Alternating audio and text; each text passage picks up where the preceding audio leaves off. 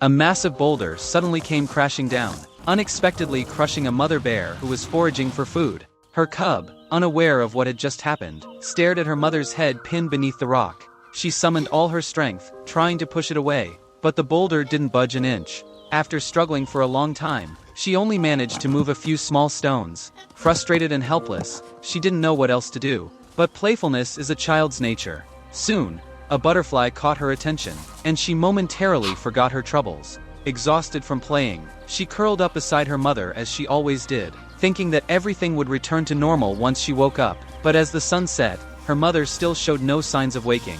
That night, for the first time, the little cub spent the night alone. The next day, she finally realized her mother would never wake up again. Sitting on a mountaintop, she cried for a long time, but for the sake of survival, she had to leave. Yet the outside world was full of dangers. Without her mother's protection, how would she make it on her own?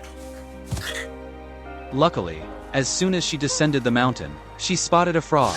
Normally, her mother would have caught it in an instant, but the cub, spoiled and inexperienced, had no idea how to hunt. The frog leaped away right before her eyes, disappearing into the water. Panicked at losing her meal, the cub dove in headfirst. Forgetting that she didn't know how to swim, she choked on several mouthfuls of water, before finally dragging herself back to shore.